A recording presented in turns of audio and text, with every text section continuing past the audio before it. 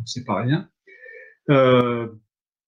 Et donc, il faut faire attention à ça. Et puis, alors, comme vous le savez, il y a maintenant ce qu'on appelle les cas asymptomatiques, c'est-à-dire des personnes qui, en fait, ont été malades, ont reçu le virus et qu'on ne voit pas. Et donc, il fallait savoir de quoi on parlait quand on parlait de létalité. En tout cas, j'étais content de moi parce que je voyais vite qu'on parlait partout d'un taux de 2% et nulle part je ne voyais apparaître de 2%, quel que soit le mode de calcul. Donc, je me suis dit, il y a quelque chose de bizarre et ça m'a apporté à me méfier un petit peu. Là-dessus, j'ai commencé à faire des statistiques pour la France. Et puis, j'ai un collègue du lycée Germaine-Tillon qui va demander si je voulais faire quelque chose à l'occasion de la semaine des mathématiques. Et je lui dis, bah, on pourrait parler de l'épidémie et comment, avec des outils, on peut faire quelque chose avec les outils que les élèves ont en main. Simplement, déjà faire des règles de 3, faire des tableaux, utiliser Excel, etc. Et quand je lui ai dit ça, ben, il était tout à fait d'accord. Et pour le faire, j'ai pris contact avec Cyril Demarche, que vous connaissez bien maintenant, puisque c'est lui qui, entre autres, nous donne accès à ce site et qui beaucoup connaissent aussi parce qu'il a animé plein de stages avec Sciences Ouvertes. Et je lui ai proposé de participer avec moi. Mais il avait reçu des instructions dès ce moment-là. Donc ça se passe la conférence le 11 mars. Et il avait reçu des instructions d'éviter au maximum les déplacements, mais il m'a envoyé des documents et je vais vous montrer ce qu'il m'a envoyé. Voilà. Donc, je l'agrandis. Salut François, je t'envoie une simulation. Bon, je passe. Voilà. Et il me disait, donc ce message date du 11, d'accord. Je vous montre sa simulation et je vous avoue que j'ai rien compris. Avant, il m'avait parlé du modèle CIR dont on va parler tout à l'heure, mais je n'ai rien compris parce que je ne voyais pas quelles étaient les unités. Je suis désolé, hein, Cyril. Voilà. Mais donc, il a fait ce calcul, d'accord. Ici, il y avait son petit programme, voilà. Donc, je ferme ça. Et il disait quelque chose d'extrêmement intéressant. C'était évidemment un modèle très élémentaire, mais il colle pas mal avec les données actuelles et prévoir l'absence de vraies mesures, plus de 10 000 cas en France dès le début de la semaine prochaine, donc la panique à l'hôpital au moins. Bon, je me suis dit, oh, il exagère un peu. C'est vrai que d'ailleurs, il a exagéré un peu parce que c'est arrivé, mais c'est arrivé quelques jours plus tard, quoi. 5 jours plus tard à peu près. Hein. Mais personne à cette époque ne disait, on va avoir la panique dans les hôpitaux. Hein. Bon. Et donc, il expliquait aussi, ce qu'on entend maintenant dire beaucoup dans les médias, le but de toutes les mesures légères est de réussir à étaler la courbe rouge. Donc, à l'époque, c'était les mesures, on disait, il faut se laver les mains, il faut dire bonjour avec le coude, etc. On ne parlait pas encore de garder complètement les distances pour que le pic reste en dessous des capacités hospitalières.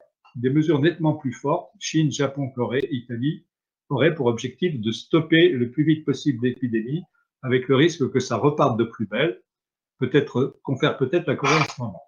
En effet, ce que nous dit le modèle CIR, c'est qu'une très grande proportion de la population, si on ne trouve pas de remède, sera tôt ou tard infectée. On va en reparler tout à l'heure. Donc j'enlève ce message. Alors, le soir même, j'allais donc à une remise de médaille de quelqu'un de très méritant, en l'occurrence, qui organise tous les ans le Salon de la culture et des jeux mathématiques, où il y avait plein de mathématiciens, et j'y allais avec mon épouse. Et dans le métro, je découvre un mail que Cyril avait envoyé, donc le 11 mars, et dans lequel il évoquait un texte d'un monsieur qui s'appelle Pueyo, qui n'est pas mathématicien, qui est un bon scientifique, qui a fait des études d'ingénieur, et qui évoquait ce texte. Cyril me disait qu'il était intéressant et qu'il fallait le lire. Je l'ai lu dans le métro et alors là, j'ai été, je dois le dire, très effrayé. Je vous mets le graphique. Je pense que vous voyez bien le graphique là. Hein, vous avez c'est pas un histogramme. Hein, en fait, c'est un graphique. C'est le nombre de cas par jour. Ici, vous avez une partie qui est orange. C'est les cas tels qu'ils ont été décomptés en Chine. Vous voyez que vous avez une très belle courbe qui monte ici jusqu'à 3500 cas, d'accord. C'est un petit peu bizarre d'ailleurs, c'était pas 3500, mais enfin c'est pas grave. Et si c'est ça, je pense. Et puis qui redescend ici, d'accord, mais qui n'était pas encore arrivé tout en bas, comme c'est le cas pour l'instant. Et ici, vous avez ce qu'il appelle le nombre de nouveaux cas, de vrais nouveaux cas, c'est-à-dire ceux qui n'étaient pas diagnostiqués, d'accord. Il disait, les barres grises montrent les nouveaux cas réels de coronavirus par jour. L'autorité sanitaire chinoise les a découverts plus tard en demandant aux patients, une fois ceux-ci diagnostiqués, quand avaient débuté leurs symptômes. Alors, vous voyez que les symptômes avaient débuté, si on regarde ici, les gens tombent malades, enfin, ils sont infectés, et là, ils tombent malades. Là, ça apparaît. Ça arrive nettement plus tard, d'accord? Ça veut dire que si vous prenez des mesures de confinement ici, vous voyez ma petite croix là, si je prends les mesures de confinement ici, eh bien, et qu'à ce moment-là, il y a beaucoup moins d'infections, la courbe orange va grimper beaucoup moins vite. Vous voyez qu'il y a un parallélisme assez évident entre les deux courbes. Et donc, ça veut dire aussi que quand on perd un jour, vous voyez, par exemple, si je perds un jour quand on est ici. Ici, il n'y a pratiquement pas de cas. Il n'y a pratiquement pas de cas connus. Si on avait démarré ici, l'épidémie serait quand même montée à la hauteur de la barre grise. Parce que là, les cas, ils étaient déjà là. Comme on a pris, si on prend les mesures, ici, vous voyez, ils disent les cas explosent. Ils explosent, mais ils sont encore petits. Il y en a peut-être 150, etc. Quelque chose comme ça. Si les mesures sont prises ici, l'épidémie en est déjà là. Et quand les mesures sont prises ici, l'épidémie en est déjà là. Et elle va continuer à monter. Et donc, il expliquait dans ce texte, un jour de perdu, comme c'est une croissance exponentielle, ça n'augmente pas le nombre de cas, par exemple, de 100, mais ça va peut-être augmenter le nombre de cas par 1000 plus tard, parce que, en fait, le nombre de cas cachés est beaucoup plus grand. Donc, voilà effectivement, à l'époque, en France, on ne prenait pas énormément de précautions et c'est ce qu'on appelle un lanceur d'alerte. Alors, il a été critiqué parce qu'il n'était pas expert et que ce n'était pas un professionnel, mais c'est quand même des statistiques qui ont couru pas mal dans la communauté mathématique. Alors, entre-temps, sur la base des textes enfin des liens que m'avait envoyé Cyril, je suis allé voir des données sur le modèle CIR. Donc là, ce que vous voyez, j'espère que vous voyez bien sur mon écran, c'est le site, un site qui est tenu par l'INRIA, qui est un grand centre de recherche en mathématiques appliquées et en informatique en France.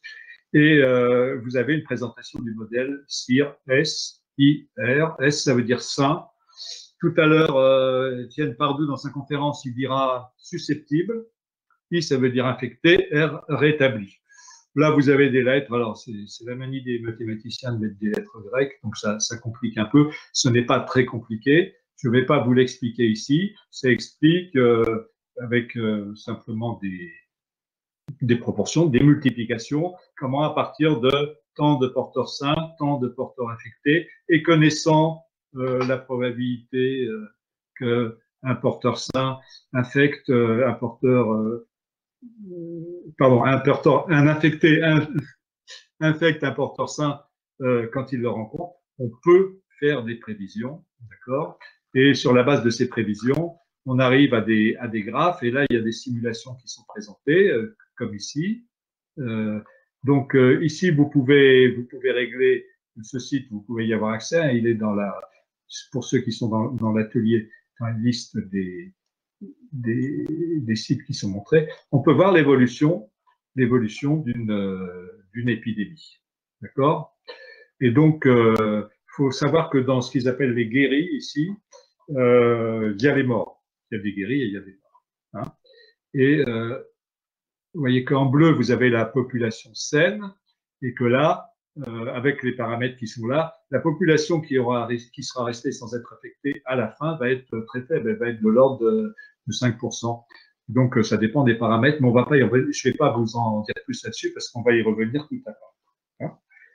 Là-dessus, je suis allé chercher des sources statistiques et donc je vais vous montrer 3 sources statistiques qui, moi, me paraissent intéressantes parce qu'elles seules, elles permettent pratiquement de se tenir au courant. La première source, je répète, hein, n'hésitez pas à m'interrompre hein, si je vais trop vite ou si vous en avez un peu marre. Ici, vous avez le site de l'Organisation mondiale de la santé. L'Organisation mondiale de la santé, c'est World Health Organization. Merci pour mon accent. Et quand vous cliquez ici, vous avez le rapport au jour numéro 79. C'est le 79e rapport. Ici, vous avez les statistiques globales pour le monde. Donc, vous voyez que là, vous avez la date des informations qu'ils ont reçues le 8 avril à 10 heures. 10 heures, c'était, je ne sais pas trop ce que ça veut dire, mais enfin bref, c'est pas grave. Donc, 1 353 361 cas confirmés, sachant que ça peut avoir des significations très diverses selon les pays, mais enfin, ça donne quand même une idée de tendance. Je pourrais vous montrer quelques graphiques. 79 235 morts. Vous avez une déclinaison par région. Et là, en bas, on ne va pas rester là-dessus trop longtemps, je vous montre juste. On a ici les statistiques essentielles par pays. Nombre total de cas confirmés, nombre total de nouveaux cas, nombre de morts, nombre total de nouveaux morts. Bon, il suffit de faire une soustraction avec le jour d'avant. Et vous avez ces statistiques pour tous les jours depuis le début. Vous voyez, par exemple, l'Espagne, c'est devenu assez explosif. 140 000 cas, 5 478 morts. D'accord etc. Bon. Ça, c'est le premier site qui m'a semblé intéressant. Le deuxième site que j'ai découvert à peu près en même temps, c'est toujours sur les conseils, je crois que c'est toujours de sérieux, enfin je ne sais plus. En tout cas, c'est le site Worldometers, alors qui, lui, est actualisé en temps réel. Et vous voyez, vous avez une première page sur laquelle vous arrivez, vous avez le nombre total de morts, de cas, le nombre total de morts, le nombre total de guéris, le nombre de cas actifs. Les cas actifs, c'est ceux qui sont malades, ceux qui sont malades. Ici, vous avez les cas close, n'est-ce pas? Ce qui veut dire soit mort, soit guéri. Vous voyez que sur l'ensemble des cas qui ont été reconnus comme des cas, vous avez 88 000 morts à l'heure actuelle, 330 000 cas. Et donc, le rapport entre les deux, c'est qu'il y a 21% de personnes qui ont guéri. Mais, comme vous le savez, dans la plupart des pays, comme en France, les personnes qui sont malades à la maison, qui n'ont pas été testées, ne sont pas comptées. Donc, le véritable... Et ça, c'est fait au jour le jour. On pourra en reparler. Ici, vous avez... Il est quelle heure là? Ça va, j'ai encore un peu de temps. Excuse-moi, François, j'ai une question sur le chat. Alors, c'est Keltoum qui demande si les valeurs données dans ces 2 derniers sites, ce sont des valeurs réelles ou des valeurs statistiques. C'est des valeurs qui sont remontées depuis tous les pays. C'est des valeurs officielles dans les pays. Ce n'est pas des valeurs qui sont faites sur des échantillons. D'ailleurs, c'est intéressant de poser cette question. C'est des valeurs qui sont, par exemple, pour la France, les remontées des hôpitaux, donc le nombre de morts dans les hôpitaux. C'était la seule par le coronavirus, donc ils remontaient toutes les valeurs. Là, en ce moment, on peut y ajouter les valeurs des morts qui sont morts dans les EHPAD, sauf que, comme vous l'avez peut-être entendu hier, la remontée ne s'est pas faite. Bon, ben dans ce cas-là, ils le disent. Et il y a plein d'endroits où ces valeurs sont collectées. Il y a de nombreux échanges. Malheureusement, c'est pas toujours collecté très correctement, mais ça permet de se faire une idée des tendances. D'accord? Donc, si vous avez 1 433 638 cas, ou un peu plus d'ailleurs ici, 1 500 000 cas, ça c'est des valeurs officielles le 8 avril sur les graphiques. Ils mettent toujours les valeurs officielles à un moment, ils n'actualisent pas en temps réel. D'accord? Et vous voyez que pour l'instant, on est encore dans une pente très ascendante avec une courbe exponentielle. On n'a pas encore eu le point d'inflexion qu'on a vu pour la Chine, ceci à l'échelle mondiale. Pourquoi? Parce qu'il y a des pays où ça croît très très vite, comme les USA. Les USA, on est maintenant à 435 160, après qu'ils aient dit que c'était du bidon et que c'était pas la peine de faire de confinement. Et le nombre de morts a explosé aussi, puisqu'il est maintenant passé devant tous les autres, avec 14 797 morts, devant l'Espagne. Ah non, il n'est pas passé devant l'Italie. L'Italie, où ça commence à se stabiliser un petit peu. Ça se stabilise pas au sens où la croissance ne reste pas importante. La croissance, elle est toujours à son sommet, mais elle n'augmente plus. C'est-à-dire que chaque jour, c'est à peu près la même chose. Et en France, c'est pareil. En Allemagne, vous voyez, le nombre de cas qui ont été décomptés en Allemagne est beaucoup plus grand, parce qu'ils ont beaucoup plus diagnostiqué, ils ont beaucoup plus testé qu'en France. Mais le nombre de morts qui est resté faible relativement longtemps, il a aussi maintenant une croissance exponentielle. Vous voyez ici, si je clique sur Germanie, c'est juste pour vous montrer le site. Ici, j'ai tous les chiffres pour l'Allemagne. Et ici, j'ai la courbe. Alors, vous voyez, là, on a l'impression que le point d'inflexion est en train de se passer. Hein. Donc, il est probable que ça grimpera moins vite. Mais tel que ça se présente, là, on va avoir au moins encore un doublement des cas, si on se base sur les autres courbes. C'est des choses qu'on peut voir si on commence à bien regarder les courbes. Et je peux d'ailleurs vous préciser qu'il y a en ce moment même des chercheurs qui travaillent là-dessus. Ils comparent les courbes entre les différents pays et ils cherchent la façon dont ces courbes s'ajustent entre elles.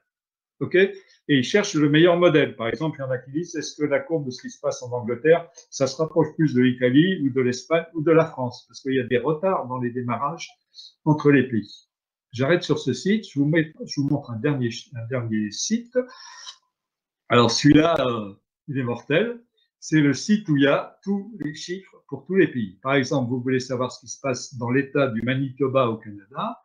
Ici, vous avez, alors, il est très mal pratique. Il est très mal pratique. Ce qu'il faut, c'est arriver à faire un copier-coller dans Excel, parce qu'on n'arrive pas à le télécharger. Moi, j'arrive pas à le télécharger tel quel. Et là, on peut pas garder les dates en vue. Mais vous voyez que ça commence le 22 janvier. Et c'est bon, alors on va prendre par exemple l'Albanie. Tiens, alors, on va voir ce que ça donne pour l'Albanie. Là, vous avez l'Afghanistan, Albanie, Algérie, Andorre. Donc, on va aller vers la droite. Donc, je pense qu'il faut que je fasse comme ça. Voilà. Et là, vous êtes au 8 août et vous avez ici, ce sont les cas, ici, je pense. Hein. Oui, c'est ça. Vous avez 444 dans ce pays, 400 dans ce pays, 1572 dans ce pays. Vous pouvez récupérer par un copier-coller la série tout entière du pays. Vous pouvez faire des graphes, vous pouvez faire tout ce que vous voulez. Sachant que vous avez la série pour les cas, vous avez la série pour les décès, vous avez la série pour les guéris. Et sans doute d'autres, mais là, je n'ai pas regardé récemment. Donc voilà, là, je vous ai montré les sites qui me semblaient particulièrement intéressants à utiliser pour ça, mais il y en a d'autres. Par exemple, pour la France, pour ceux qui sont dans le groupe, il y a des sites qui donnent toutes les statistiques depuis le début aussi. Bien. Je reviens du coup sur le petit tableau ici. Comme on est en France, c'est pas inintéressant de regarder un petit peu, puis après on passera à la vidéo d'Étienne Pardoux. Il est chiant ce truc parce qu'il m'a arrêté le partage. On voit pas. C'est quand même partagé, oui, mais c'est bien. Je vais taper sur les chapitres. Non, ça disparaît pas. OK. Alors, vous voyez que pour la France, j'ai fait quelques courbes. Non, on n'y est pas en France. Il faut que j'aille sur les onglets. Je suis gêné. Une petite seconde. Voilà. Non, il ne veut pas.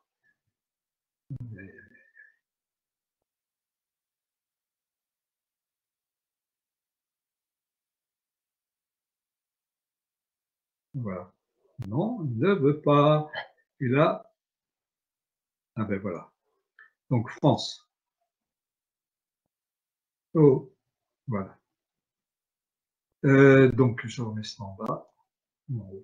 François, tu dois pouvoir l'enlever en cliquant sur masquer si tu veux, je pense. Je me méfie. Oui, mais là, ça va, ça gêne plus, je pense. Mais je pense que tu as raison. Donc voilà, ici en France, vous voyez le nombre de cas cumulés. on a l'impression que le point d'inflexion, il est en train d'être atteint. Et comme vous le savez, il y a un gros problème de savoir qu'est-ce qu'on cumule exactement quand on cumule les cas. Ici, vous avez le nombre de décès cumulés. Vous voyez que ça, c'est presque rectiligne. Bon, rectiligne, c'est beaucoup mieux qu'exponentiel. Si c'était exponentiel, vous voyez, ce serait comme ça. François, j'ai une question dans le chat de Mehdi. Mehdi, je pense que tu as un micro, donc si tu veux poser ta question directement, tu peux si tu veux.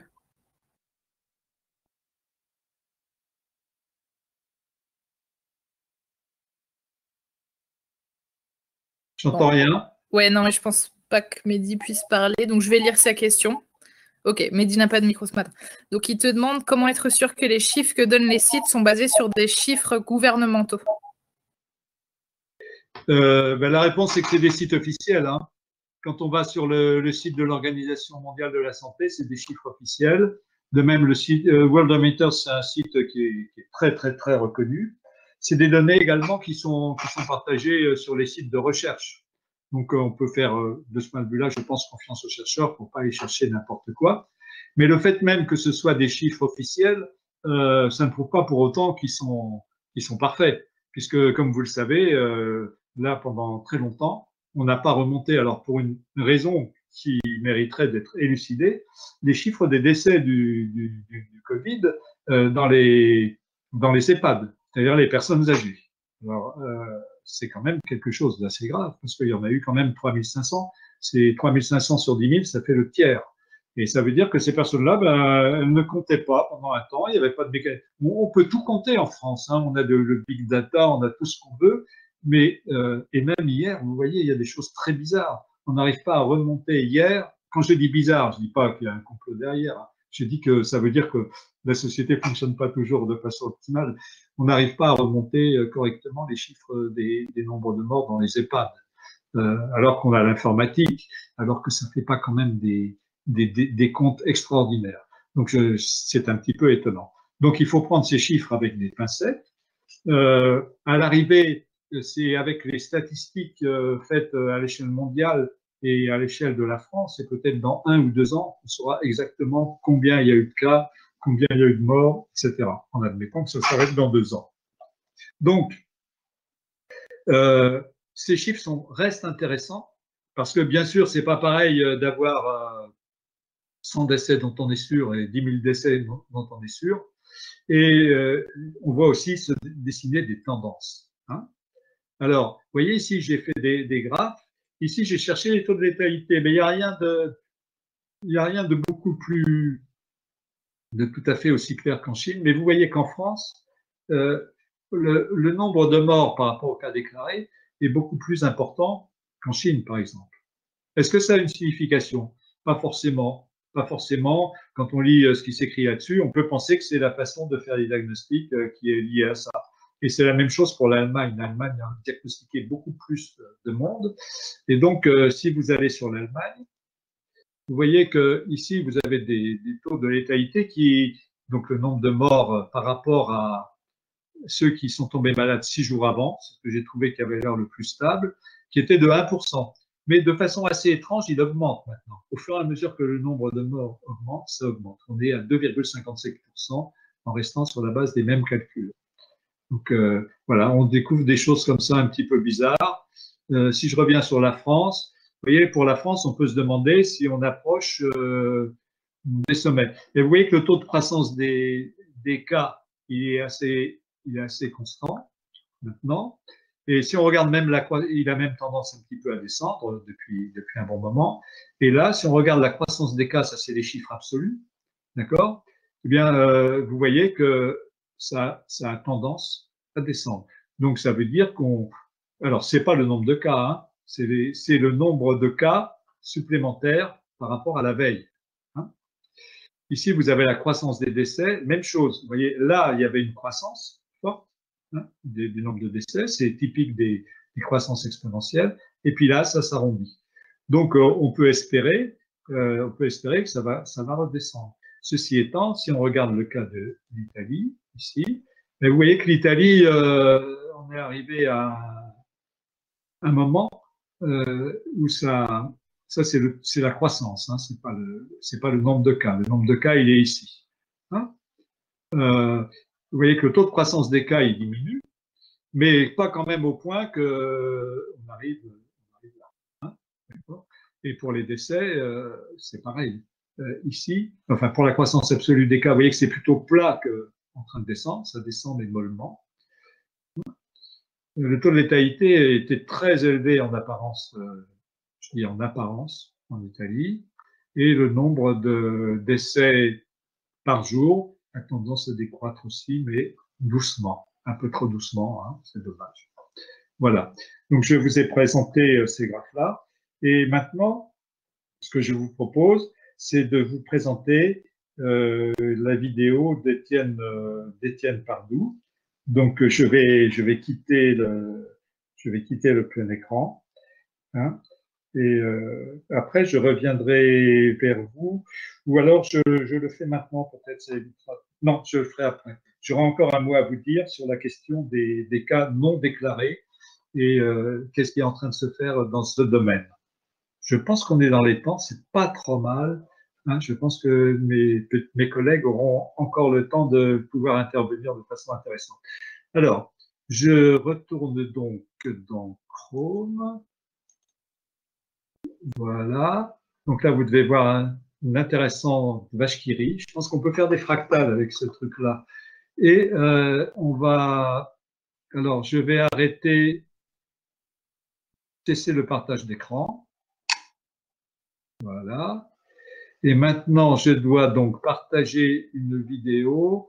Il faut que je copie le lien. Donc, je vais là. Hop. Hop. J'arrive à copier correctement. CTRL-C. Tu me dis si je fais des bêtises, Kautar. Hein. Je vais dans partager une vidéo externe. C'est ça. Je mets le lien. C'est bon? Partager une nouvelle vidéo. Incroyable. Je suis Étienne Pardou, professeur émérite. Parce qu'on a le... Il y a un écho. Oui.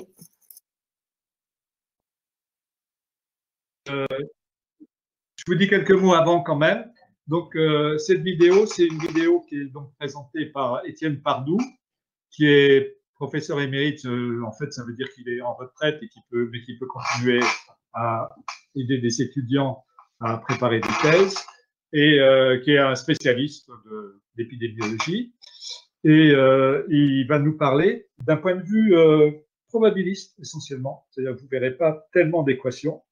Il y aura quelques calculs à un moment, on s'y arrêtera un peu pour que j'explique, voilà. Mais il faudra pas que pour ça, il faudra pas que vous considériez que si vous n'avez pas compris les calculs, c'est très grave. Ce qui est intéressant, c'est aussi ce qu'il raconte autour. Hein. Et voilà, donc cette vidéo m'a semblé intéressante parce qu'elle présente le modèle CIR de façon simple. Par contre, je répète, vous ne verrez pas les calculs, vous verrez juste quelques calculs probabilistes et des explications.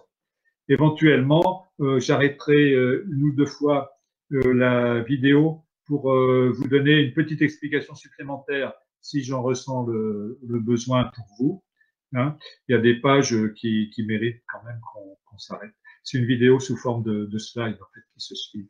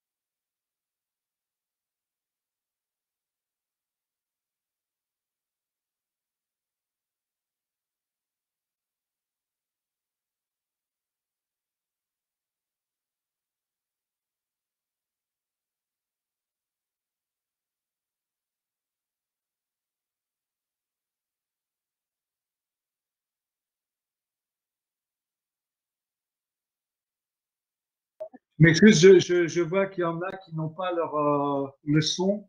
Peut-être qu'il vaudrait mieux attendre un tout petit peu et repartir quelques minutes avant.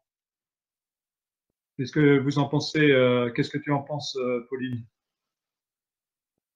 Alors, pour moi, ça fonctionne très bien. Donc, je pense que pour pour qui ça marche pas, il y en a qui ont relancé Bibibi et ça a fonctionné. Donc, peut-être c'est la solution pour ceux qui n'ont pas de son, par exemple. Ok, J'ai l'impression que tous les soucis sont réglés là. d'accord. Alors, je reviens peut-être juste un petit peu en arrière pour le schéma, là, parce que ce serait dommage que tout le monde n'ait pas le schéma. Oui, depuis le début, François. De, Oui, de la vidéo, non, ou le début du schéma? Le début de la vidéo peut-être, comme il y a quand même eu quelques pannes. D'accord. Ouais, comme ça, alors là, tout le monde va bien comprendre. Ok, c'est parti. J'enlève mon micro.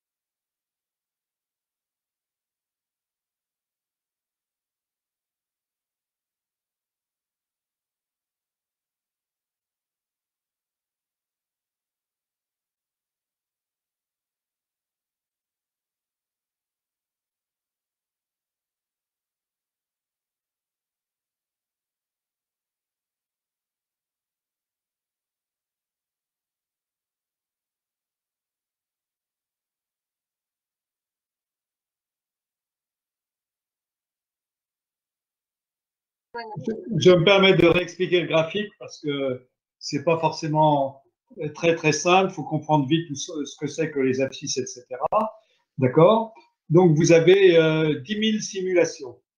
Et à gauche, ici, ce que je sais pas si vous voyez ma flèche, mais en tout cas à gauche sur la barre rouge là, ça représente le nombre de simulations qui donne un certain résultat.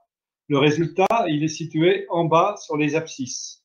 Et le résultat, il va de 0 personnes infectées dans la population, jusqu'à 1000, puisque la population, elle est de 1000. D'accord? Et donc là, vous voyez que l'écrasante majorité de la population, des simulations, pardon, je sais pas, 9000, etc., va donner seulement une personne infectée, c'est-à-dire la première. Puis ensuite, ça diminue très rapidement. Et au bout de très peu de temps, ça devient pratiquement nul. Hein, donc, il y a peu de simulations qui donnent des résultats grands. Puis, il y en a très peu qui donnent plus de 5 infectés.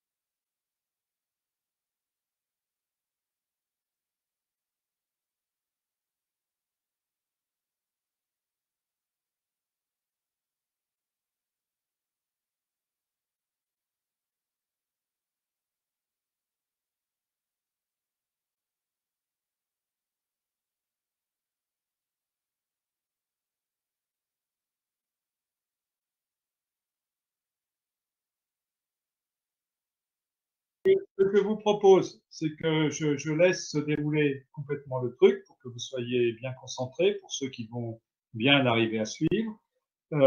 Si vous arrivez à suivre, c'est pas très grave. Il y a plusieurs solutions. Une des solutions, ça peut être de revenir dessus à un autre moment.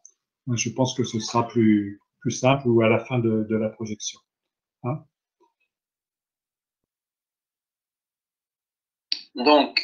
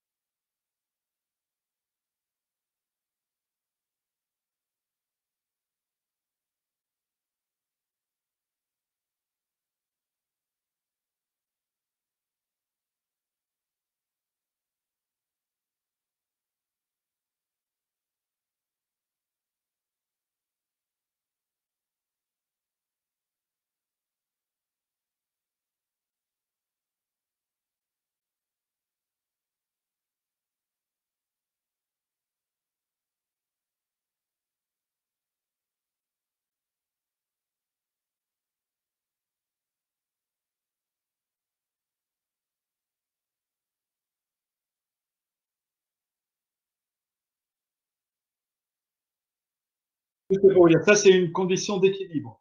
C'est deux façons de retrouver le même nombre. Hein. Je n'explique pas davantage ici, mais quand on est à l'équilibre, c'est-à-dire quand on est à la fin de la flexion et où ça bouge plus, voilà, on a les deux membres ici qui sont égaux.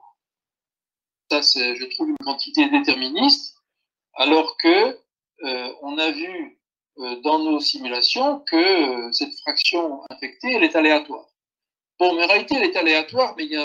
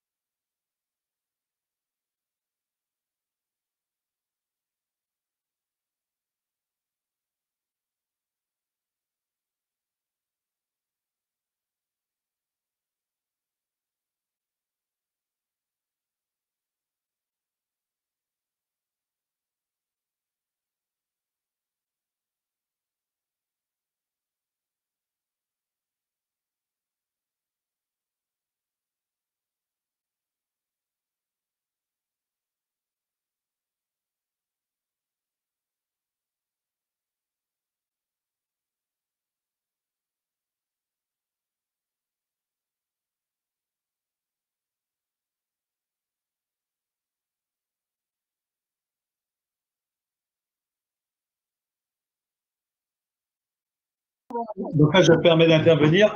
En gros, si la probabilité d'infecter est plus petite que 1 d'infecter pour chacune des personnes, d'accord eh bien, à ce moment-là, évidemment, c'est un petit peu comme une population qui se reproduirait et où chaque personne aurait moins de 1 descendant, mais la population, elle va disparaître. Donc le virus, il va disparaître, il ne va pas se reproduire. Et au-delà, bien sûr, plus le taux d'infection R0 est grand, la probabilité qu'une personne va en moyenne, le nombre de personnes qu'une moyenne en moyenne va infecter est grand, ce taux est grand, par exemple 3 personnes, hein, en moyenne, une personne infectée va en infecter 3, plus bien sûr le nombre de personnes dans la population vont être infectées, mais vous voyez que c'est des nombres grands. J'enlève mon micro.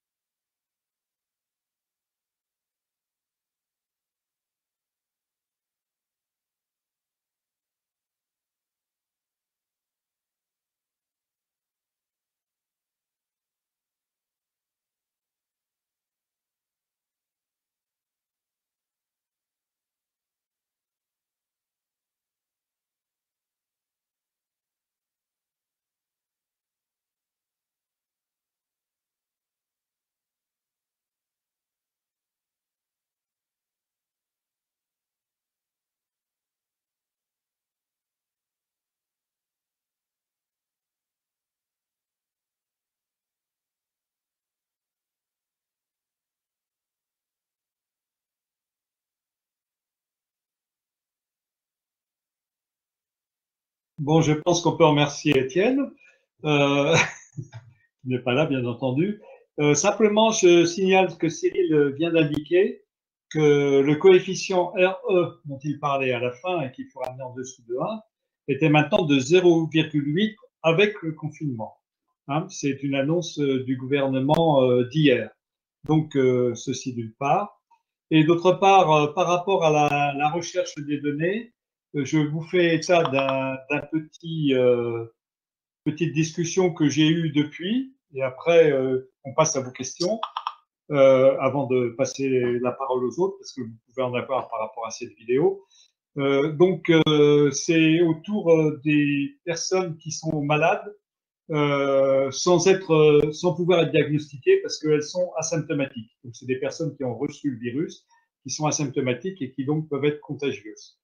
Alors, sur cette question, j'ai donc eu une petite discussion autour de la question, est-ce qu'on ne pourrait pas faire des tests statistiques? Jusqu'ici, les types de tests qu'on avait n'étaient pas idéaux pour ça. On l'a expliqué souvent parce que les tests ne fonctionnent qu'à certains moments pour savoir si on a le virus dans le sang.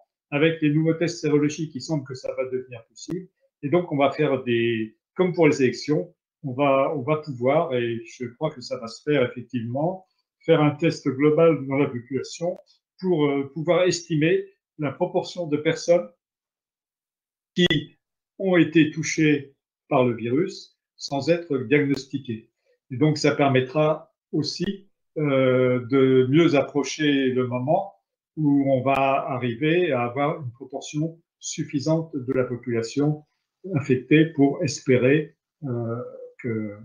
Et ça permettra aussi de mieux apprécier l'impact létal de la maladie. Bon, j'arrête et puis je vous passe un petit peu la parole.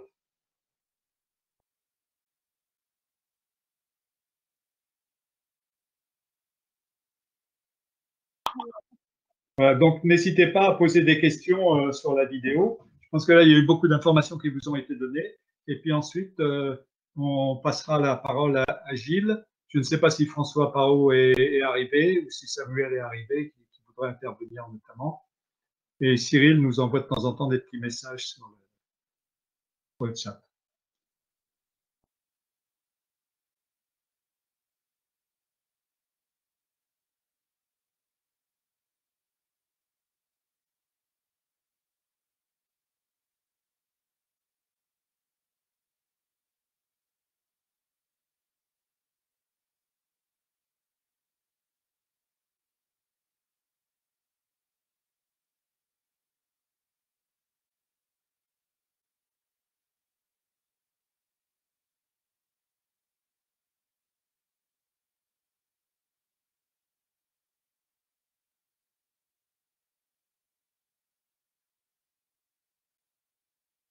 Là, c'est Kaltoum qui dit qu'elle a eu beaucoup de problèmes d'écho, mais je ne sais pas, moi, mon micro était coupé, donc je ne sais pas trop... En tout cas, Kaltoum, j'ai mis sur les notes partagées qui vous seront envoyées par la suite, mais également sur la discussion publique le lien de la vidéo, si vous voulez par la suite la consulter, peut-être. Et on pourra en rediscuter. Vous pouvez toujours, je crois, solliciter François si vous avez besoin de mieux comprendre le contenu de la vidéo. Alors, j'aimerais juste savoir si Gilles Daudré est disponible peut-être pour reprendre la parole, que je vois connecter. Bah oui, si tu veux, hein, je suis prêt à prendre la parole. Parfait, donc à toi. Eh bien, moi, j'aurais Excuse-moi, j'enlève la vidéo, peut-être, non, hein, oui.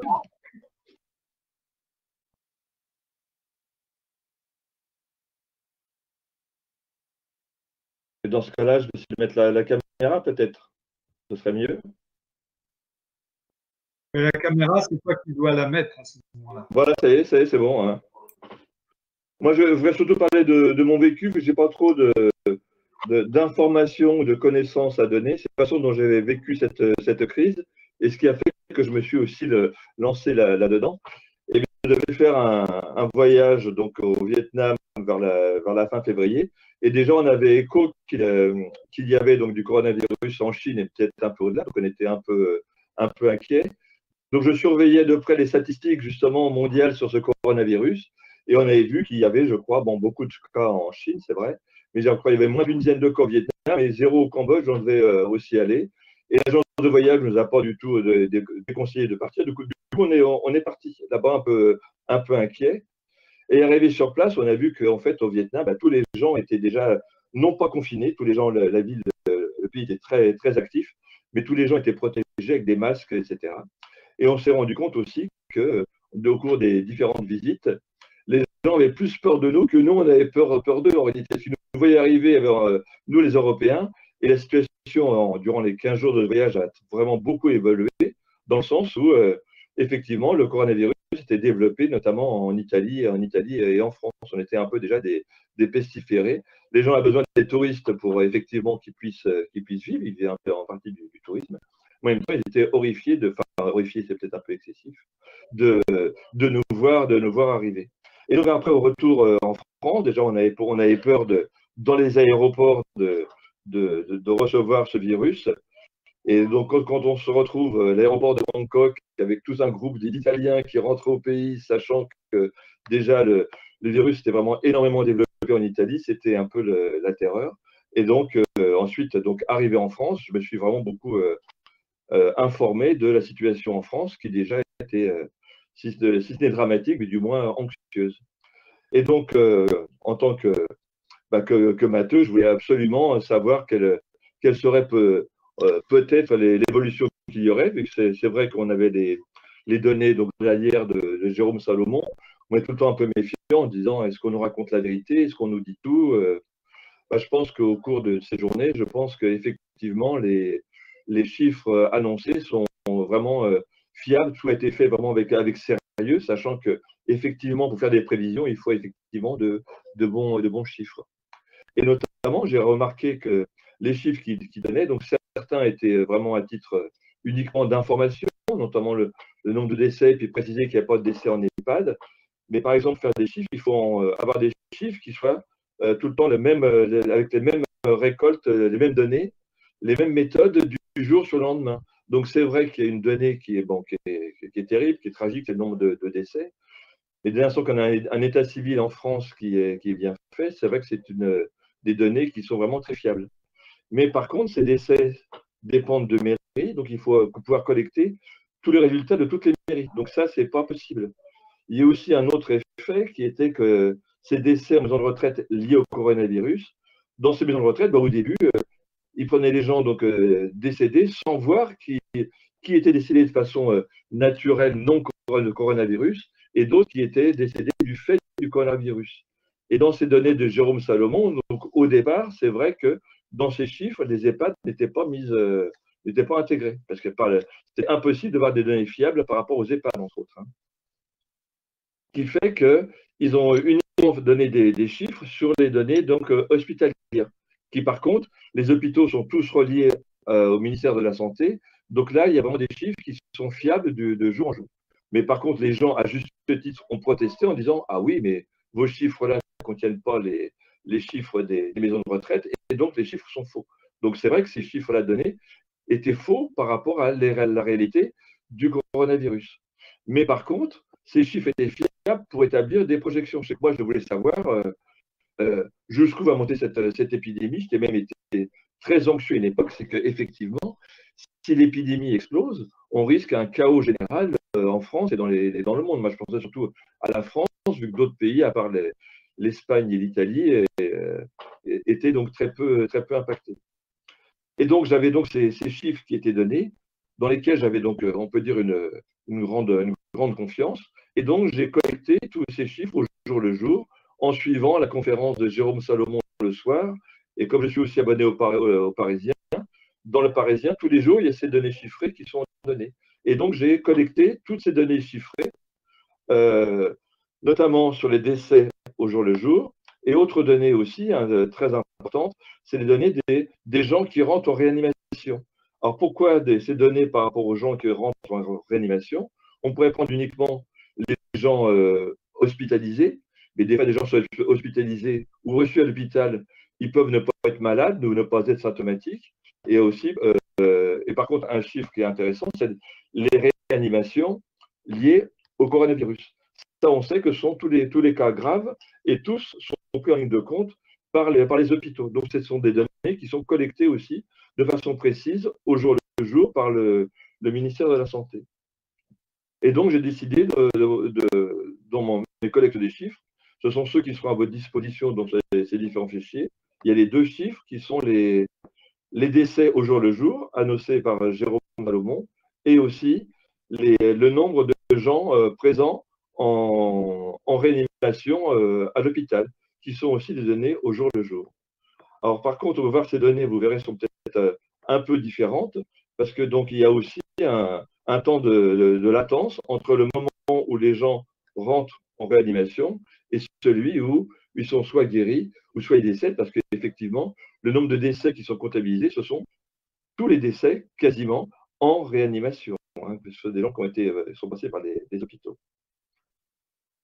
Voilà, donc vous verrez donc avec ces chiffres ce que vous pouvez faire. Et moi, par contre, qu'est-ce que je pouvais faire par rapport à ça? J'avais uniquement vos connaissances de vous de l'enseignement secondaire, parce que mes connaissances d'étudiants étaient vraiment très, très loin dans le temps. Mais par contre, j'ai pas mal pratiqué ces questions de tableur, de modélisation. Et notamment, au lycée, donc comme enseignant, j'étais prof de maths aussi. J'ai eu beaucoup ce type de projets, notamment, donc j'avais un atelier d'astronomie où c'est les élèves qui faisaient leurs projets, et aussi les TPE, où c'était les élèves qui faisaient un projet, donc ça n'existe plus hélas, des projets donc multidisciplinaires, donc soit physique maths, soit SVT maths, et on avait étudié des fois, enfin les élèves choisissaient des projets, nous comme profs, on ne contrôlait pas du tout, il fallait juste les suivre, où effectivement il y avait ce genre de phénomène, par exemple des élèves qui étudiaient des développements de bactéries dans leur laboratoire.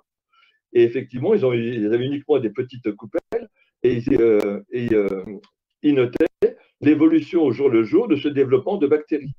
C'était très, très analogue en fait au développement d'une épidémie. Et à l'époque, j'avais vu qu'il y avait une sorte de fonction qui décrivait bien cette évolution, qu'on appelle la fonction logistique, que je vous propose de découvrir justement avec ces chiffres que l'on a donnés ici, hein, si ça m'intéresse. Et aussi, autre situation, en physique aussi, c'est le temps de réaction, de réaction chimique. Et effectivement, c'est le même phénomène.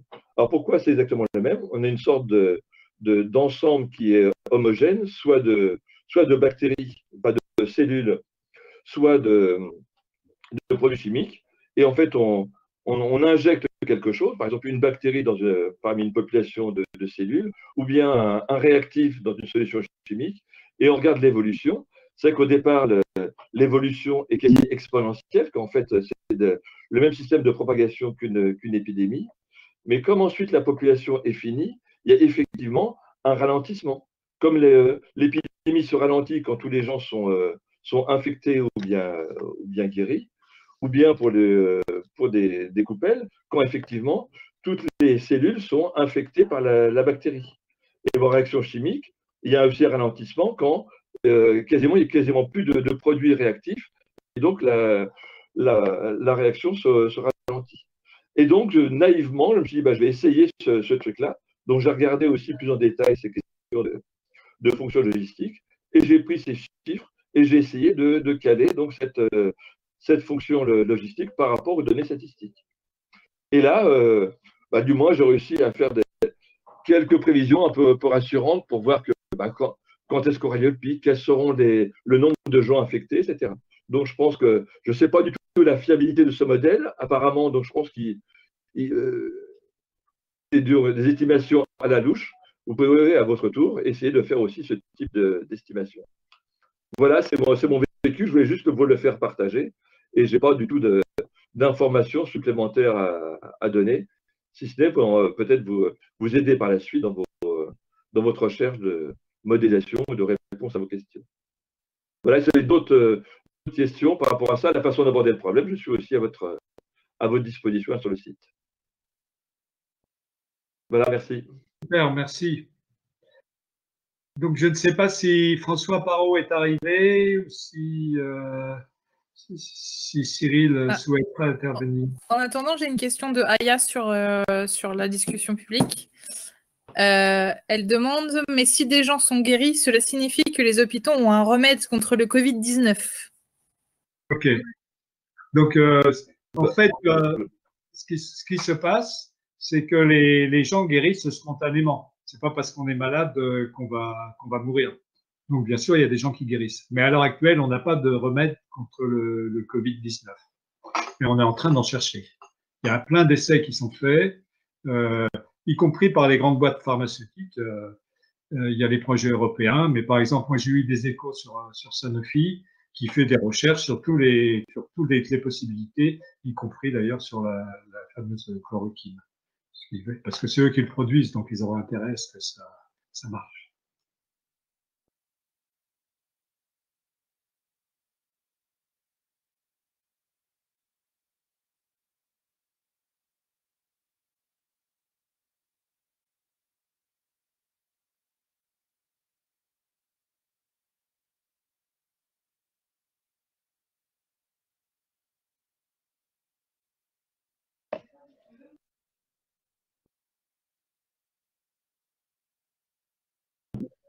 Bon, ben je vous invite maintenant à poser des questions sur ce que vous avez entendu ce matin.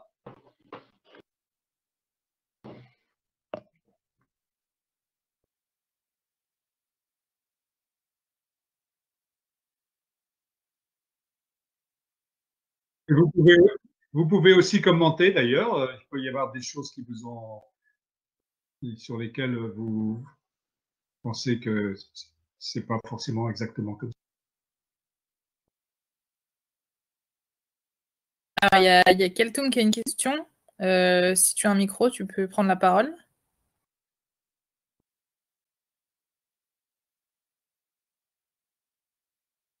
Sinon, tu peux écrire ta question et moi, je la lirai à haute voix.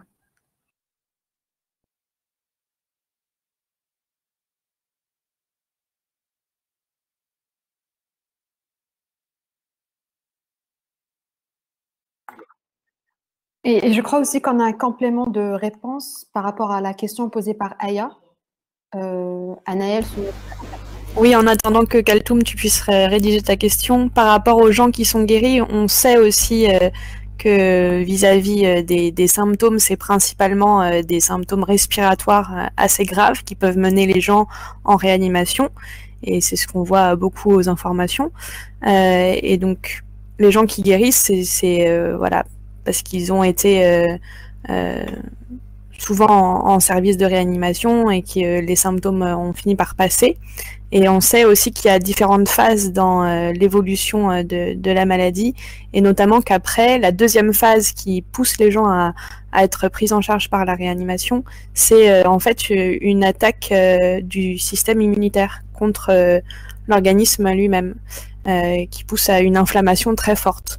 C'est pas vraiment le virus en lui-même qui aggrave l'état général de santé, dans la deuxième phase en tout cas. Alors, je vois que Mehdi aussi pose une question sur la guérison qui est innée. Non, en fait, les traitements qui sont donnés pour le moment ne sont pas vraiment des traitements liés au virus lui-même, parce que ça, c'est encore un peu trop tôt, en dehors du traitement de la chloroquine dont vous avez entendu parler, qui, voilà, potentiellement peut avoir un effet sur le virus, mais ça reste encore à prouver. Mais voilà, c'est surtout des traitements contre la réponse immunitaire et l'inflammation. Et voilà, c'est un peu ça qui permet d'avoir des personnes qui guérissent. Si je peux rajouter un truc, Anaël. Tu me dis si c'est faux, mais en gros, quand les gens sont admis à l'hôpital, ils ont certains symptômes dus au virus, et les traitements donnés à l'hôpital aident à diminuer ces symptômes, et qui en fait, s'ils n'étaient pas traités, affaibliraient trop l'organisme, et pour se battre contre le virus, justement. Oui, voilà, c'est ça. C'est pas vraiment encore contre le virus qu'on a des traitements, mais plutôt sur certains symptômes, notamment respiratoires. Et puis, beaucoup des malades ont aussi des comorbidités, c'est-à-dire d'autres fragilités qui font qu'on a aussi pas mal de décès. à l'heure actuelle, finalement, on ne décède pas forcément du coronavirus, mais aussi des autres problèmes de santé, et c'est l'état de santé général qui est très dégradé. Alors, il y a une question de Kaltoum. Si vous voulez, je la lis et je peux ne pas y répondre en quelque sorte parce que c'est une question complexe. Pourquoi décide-t-on d'enlever 20% au taux de personnes qui vont être infectées lorsque l'on prend en compte l'hétérogénéité de la propagation du virus? Vu qu'une personne généralement ne rencontre pas seulement une personne par jour, ne devrait-on pas rajouter 20%? Alors, je vais quand même te répondre d'abord sur un point. C'est que c'est vrai qu'une personne ne rencontre pas seulement une personne par jour, mais ça, justement, on en tient compte dans le modèle. C'est-à-dire qu'on tient compte du nombre total de personnes qui existent autour de la personne. Et on sait que chaque personne a le R0, il est le produit du nombre de personnes que va rencontrer la personne en moyenne, qui dépend bien sûr aussi du nombre de personnes déjà infectées dans la population ou déjà guéries qui ne seront pas influencées, donc le nombre de personnes qu'elle va rencontrer en moyenne, et de la probabilité qu'elle a d'infecter une personne précise qu'elle rencontre. Donc ça, c'est le début du calcul qui est fait dans la conférence. Hein. Et pourquoi enlever 20%? Alors, moi, je n'ai pas de réponse sur pourquoi 20%, etc. Mais c'est clair que s'il y a des gens qui ont peu de rapport avec d'autres, par exemple, qui sont dans un village où ils rencontrent très peu de personnes, si ils rencontrent très peu de personnes, eh bien, ils ont beaucoup moins de chances d'être infectés que, par exemple, s'il y a quelques infections à l'intérieur d'une même famille ou à l'intérieur d'une EHPAD, où là, les chances se rencontrent tout le temps. Donc, ça fait des grosses différences. Et ça, ben, c'est des choses qui arrivent à un résultat global qui a été travaillé apparemment par les mathématiciens, mais par des statisticiens, j'ai aucune précision là-dessus, moi, en ce qui me concerne. Ça peut être un sujet sur lequel tu peux chercher des documents. Oui, mais j'ai peut-être une idée là-dessus qui est très personnelle. Il me semble que si on considère donc d'un côté une population homogène, de l'autre hétérogène, c'est-à-dire que des gens sont plus facilement malades ou bien moins facilement malades. Il me semble que c'est quasiment un critère, je dirais, géométrique. Je dirais que certainement qu'avoir une population donc hétérogène amène moins de diffusion de la maladie qu'une population homogène pour, je pense, des raisons géométriques. Comme la sphère, c'est le solide qui, grosso modo, a le minimum de surface pour un maximum de volume. Je pense que c'est un argument de type certainement géométrique. Et je pense que les mathématiciens ont dû remarquer qu'il fallait faire une correction de 10 à 20%. Je dis ça, c'est tout à fait personnel. Hein.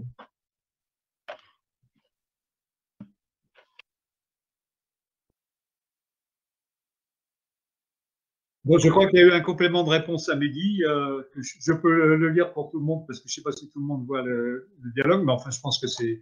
Voilà. Donc, il redemandait on traite plus les symptômes dans le même que le virus. C'est exactement ce que dit Pauline. Oui, dit Anaël, car le traitement contre le virus n'est pas encore trouvé. Mais on cherche. Hein. Et les antibiotiques ne sont valables que contre les bactéries, absolument.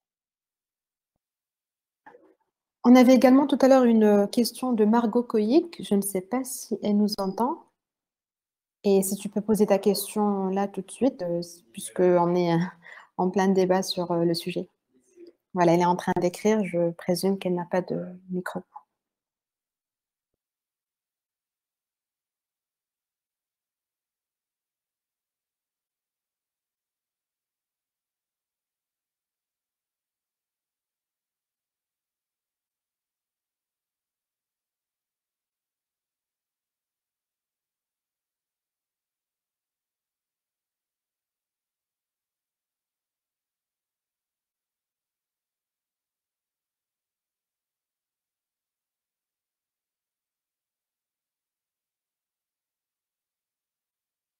Du coup, la question de Margot, c'est par rapport à l'expression marchand de doute, dont on a parlé plus tôt en fait hier. Elle n'a pas compris l'expression, elle voulait savoir si on pouvait revenir dessus. Donc, je ne sais pas qui veut répondre. Je ne sais pas si c'est. Peut-être qu'on pourrait faire ça à part, je ne sais pas. S'il y a d'autres demandes, bien sûr, on peut le faire. Mais On peut peut-être répondre rapidement à la question, bon, non? d'accord. Je donne une réponse, vous pourrez me compléter hein, si besoin. Donc, les marchands de doute, ils pensaient par exemple à l'industrie du tabac qui a essayé d'instiller le doute. Instiller, ça veut dire introduire le doute chez ceux qui pensaient que la population, parmi les scientifiques, que le tabac était mauvais pour la santé. Donc, l'aspect marchand, ça se réfère au fait que c'est des marchands en quelque sorte. Et donc, ils payent aussi des gens pour développer ces idées-là. À la limite, il n'y aura pas besoin d'eux parce que des fois, des questions idéologiques interviennent aussi. Et le doute, bien sûr, le doute sur des choses qui paraissent bien établies scientifiquement. Mais certains peuvent compléter par rapport à ce que j'ai dit. Hein. Il me semble que maintenant, l'expression, elle est élargie à tous ceux qui vont donner une opinion sans montrer les intérêts qu'ils défendent derrière. Donc c'est pas forcément que pour le tabac maintenant, mais aussi justement les climato-sceptiques et tout ça, qui peuvent avoir des liens avec des entreprises et leurs intérêts. Oui, bien sûr. Hein. Moi, je donnais le tabac juste à titre d'exemple. Hein. Il y a les pesticides, il y a tout ce qu'on veut. Hein. Alors, on a Lucia qui a une question, mais Lucia a un micro, je pense, donc elle peut prendre la parole. Oui, bonjour. Vous m'entendez? Oui, je pense que oui. Alors, bonjour. J'ai eu un peu de difficulté de suivre la conférence, mais je pense que j'ai pu finalement, c'était très intéressant. D'ailleurs, merci beaucoup.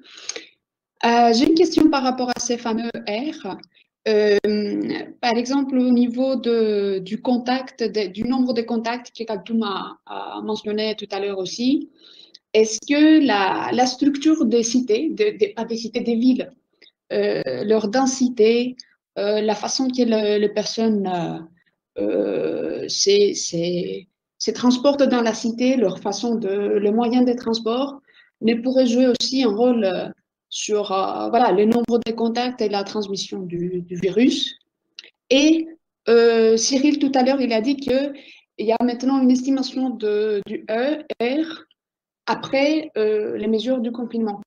Est-ce qu'il y a des modèles qui sont un peu plus développés dans ce sens en tenant compte de la densité d'une ville ou des moyens de transport, si les moyens sont plus développés ou pas, et qui pourraient peaufiner les modèles statistiques existants qu'on a vus tout à l'heure?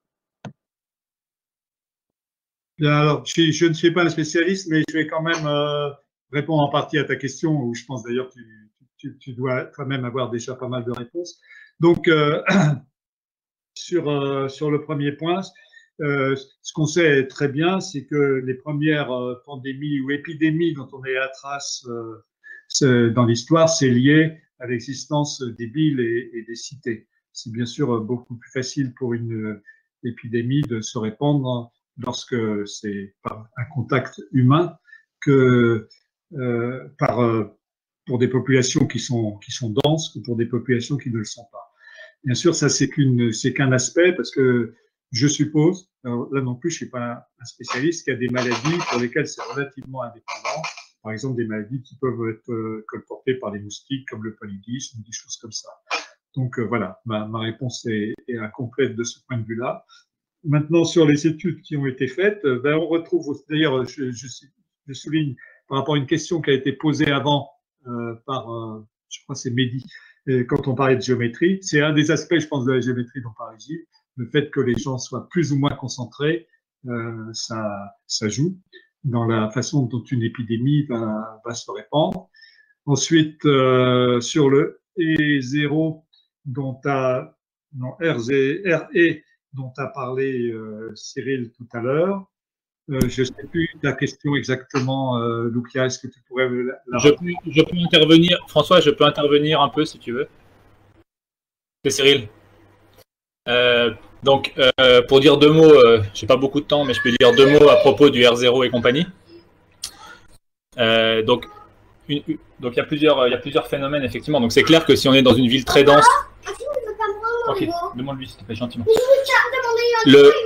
dans une ville très dense, c'est clair que le R0, enfin par exemple le nombre de rencontres que va faire chaque personne va être beaucoup plus grand. Ça semble clair. Donc notamment dans les transports en commun. Et c'est ça qui fait aussi que à partir du moment où on est confiné, le nombre de rencontres que va faire chaque personne dans une journée va être très faible. Et donc c'est ça qui va faire baisser le R0 ou le RE.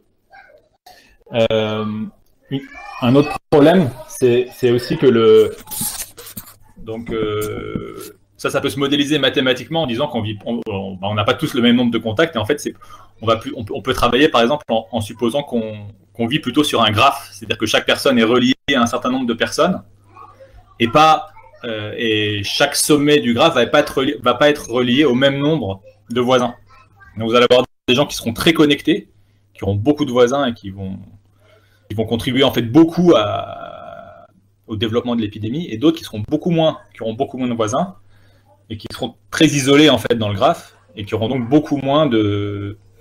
qui vont moins propager l'épidémie. Et donc en mettant tout ça sur un graphe et en se rendant compte qu'on c'est pas vraiment homogène, on peut avoir des modèles plus complexes qui permettent de comprendre ce qui se passe. Bon, je suis obligé de m'arrêter parce qu'il y a les enfants qui crient à côté, mais voilà pour deux mots que je pouvais donner. Merci beaucoup. Lucia, est-ce qu'on a répondu à ta question?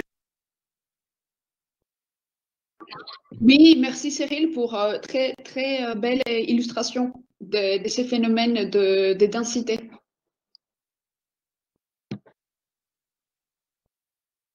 Alors, il y a beaucoup de discussions dans le chat là qui sont.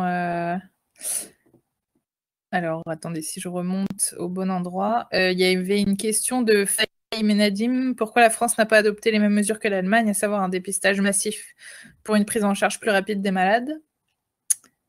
Gilles a fait une réponse écrite déjà, plutôt par manque de moyens apparemment.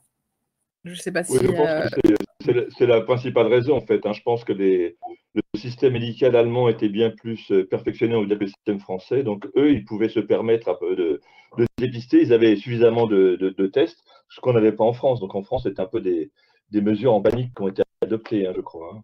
Et moins panique que l'Italie quand même. Il me semble qu'en plus, en Allemagne, ils avaient de quoi les fabriquer eux-mêmes, les tests, ce qui n'était pas le cas en France, il me semble. Oui, c'est ça, oui. Ouais. Oui, c'est ce que j'ai entendu aussi. Simplement, malheureusement, on peut constater que ça n'a pas empêché, ils n'ont peut-être pas pris tout à fait à temps les bonnes mesures de confinement, puisque là, on voit quand même qu'ils arrivent maintenant à des nombres de cas et de décès. Alors les cas, bien sûr, parce qu'ils en ont comptabilisé beaucoup, mais pour les décès, on commence à arriver à des nombres de décès importants qui sont plusieurs milliers.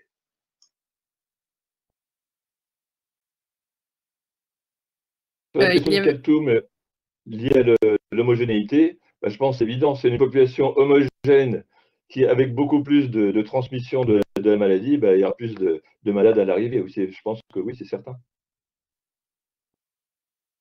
Intervention de Cyril là qui dit que probablement Vincent Rosaille parlera plus des modèles mathématiques plus complexes dans cette conférence mercredi. Oui, effectivement, je pense. Et il y avait une question, c'était par rapport aux élections, donc pas de confinement et les hôpitaux étaient déjà bondés. Oui, mais si on ne fait pas de confinement, les hôpitaux ils seront encore plus bondés après. Mais bon, moi je ne veux pas intervenir trop là-dessus. Ça, ce sera à voir dans l'atelier sur les politiques publiques. Voilà.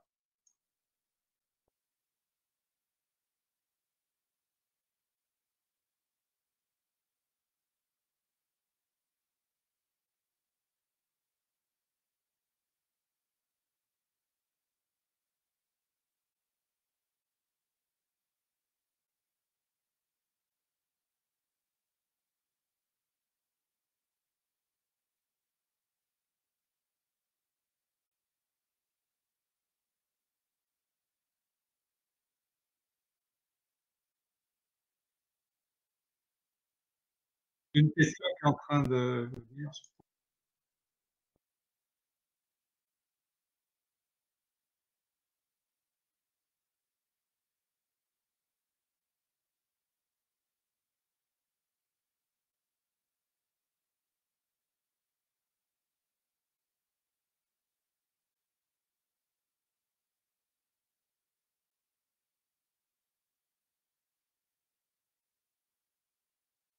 Donc, il y a encore une réaction de Kaltoum par rapport à la dernière réponse, je pense. Donc, quand vous citez une population homogène, c'est une population qui, dans sa majorité, n'a pas beaucoup de chances de tomber malade. Non, je pense que population homogène, ça veut dire que les gens ont tous la même façon de réagir, qui peut être une réaction forte ou une réaction faible, mais qui réagissent tous de la même façon. Alors qu'une population hétérogène, c'est certains gens qui réagissent beaucoup, d'autres qui réagissent peu, et globalement, apparemment, c'est une population homogène, quel que soit son type de réaction, qui amène le plus d'impact par rapport à la maladie. Du fait que par rapport aux chiffres des modèles qui sont basés sur des populations homogènes, on est obligé de baisser les estimations de 10 à 20%. Donc la réalité d'une population donc, hétérogène, c'est-à-dire des gens qui attrapent plus ou moins facilement la maladie, amène globalement moins de malades que des gens qui réagiraient tous de la même façon. C'est aussi la répartition géographique. Enfin, c'est tout un ensemble de choses. C'est tout ce qui fait qu'on n'est pas tous dans la même situation par rapport aux maladies. Et notamment, il y a des regroupements. Donc, homogène, ça va être à peu près tout le monde pareil, à peu près tout le monde réparti pareil, etc. Et puis, il y a toutes ces inégalités qui peuvent par endroits être assemblées et qui vont faire qu'il va y avoir des endroits où ça va se répandre très vite et des endroits où ça va se répandre beaucoup moins vite, par exemple. Mais on n'est pas des spécialistes dans tout ça.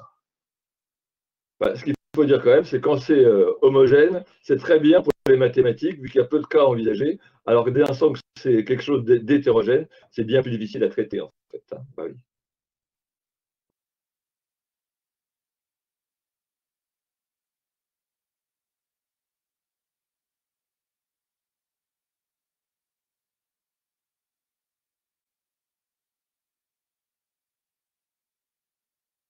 Bon, est-ce qu'il y a encore d'autres questions? Il y a Yacine qui est en train d'écrire. D'accord. Je pense qu'il a une question. Alors, oui. Dans les statistiques qui ont été faites, est-ce que les populations qui se sont déplacées dans les campagnes ou dans d'autres villes à l'annonce du confinement ont été prises en compte? Et du coup, ça a fait croître le nombre de personnes pouvant être contaminées par une même personne. Je pense que les statistiques qui ont été faites, c'est des statistiques qui ont été faites après coup. Donc, qui ont été faites, on a compté combien il y avait de décès, combien il y avait de cas diagnostiqués, combien il y avait de ceci, combien il y avait de cela. Donc ça, c'est pas des analyses, c'est des décomptes, hein, des statistiques. Après, dans les analyses, bien sûr, il faut tenir compte de ça. Il y a des choses qu'on sait sur la façon dont l'épidémie s'est propagée. En particulier, pour la France, il y a eu un gros foyer à Mulhouse qui est venu des personnes qui participaient à un rassemblement en l'occurrence religieux, et qui sont ensuite repartis dans tout un tas d'endroits. Je n'ai pas vu jusqu'ici d'analyse passée ou de statistiques sur l'effet qu'avait pu avoir le fait que les gens étaient partis à la campagne. Ça, je n'ai rien pu passer dans ce domaine, hein. Mais évidemment que ça a eu forcément un effet. Justement, je trouve que la question de Yacine est intéressante. Ça pourrait faire l'objet d'une étude qu'il pourrait faire, à savoir est-ce que le fait que les gens soient partis, notamment vers les bords de mer à l'ouest et au sud, est-ce que ça a eu une influence dans la propagation du virus ou non? Là, je pense que la réponse serait intéressante. Parce que comme les gens sont partis des villes vers les campagnes, mais pour se confiner, ce n'est pas forcément certain qu'il y ait eu un impact réel. Mais ça sera intéressant de le voir. On a une réponse de Cyril aussi sur le chat qui dit que tous ces déplacements juste avant le confinement ont certainement aggravé un peu la diffusion de l'épidémie, mais dans quelle mesure, c'est pas clair.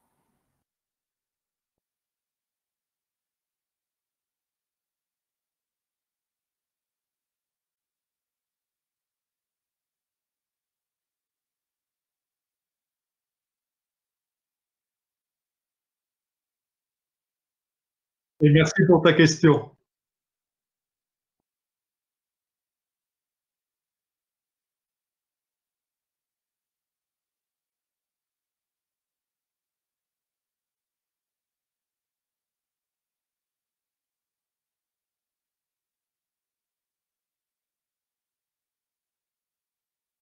On a encore le temps pour quelques questions, donc surtout n'hésitez pas à les poser. Lucia nous a écrit une remarque aussi sur le chat. Il y a la même question au sujet de la propagation en Amérique du Nord, où la semaine de relâche est d'habitude une semaine où plusieurs familles voyagent au pays du Sud.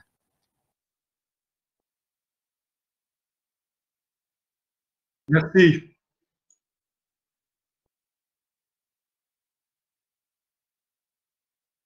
Bon, ben, écoutez, moi, je vous proposerais peut-être qu'on arrête là pour aujourd'hui. Hein, il est 11h50. François, je vois juste que Mehdi est en train d'écrire, donc on peut peut-être prendre sa dernière question.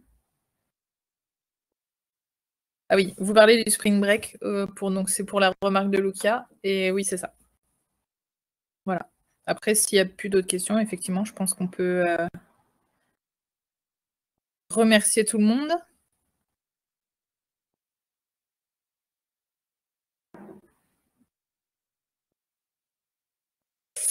Et merci beaucoup aux conférenciers, François et Gilles, et merci à vous tous d'avoir suivi cette conférence, d'avoir posé vos questions. C'était très interactif et très intéressant.